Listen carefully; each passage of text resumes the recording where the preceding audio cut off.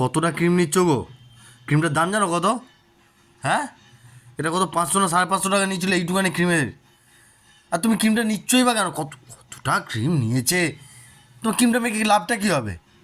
কাকে দেখাবে তুমি এখন? হ্যাঁ, বলো তুমি কাকে দেখাবে? এই ক্রিমের চক্করে পরে তো তোমায় আমি বিয়ে করে ফেলেছি। তা এখন মেখে বসছিলে, আমি ভেবেছিলাম তো কি বাবা, কি দুধের মতো দেখতে আমার বউকে। ব্যাস, সব দুধ বেরিয়ে গিয়ে এখন কালো কেজমেন্ডি বেরিয়ে গেছে। কি বলবো বলো? হ্যাঁ, শিবরাত্রির দিন মেরে ফেল, মেরে ফেল শিবরাত্রির দিন। না না না, আচ্ছা দাঁড়াও দাও, ক্রিমটা কোথাও লেগে গিয়ে নষ্ট হয়ে যাবে। আগে ক্রিমটা মেখে নাও, তারপর অনেক দাম ক্রিমটার। তুই কেন বললি? আচ্ছা আর বলবো না, ভুল হয়ে গেছে। তুমি ফর্সা দুধ বাবা, যদি কেউ সেই সে কাঠের জালে রান্না করা হাঁড়ির পোঁতটাকেও যদি বলে পরিষ্কার, তাও মানতাম।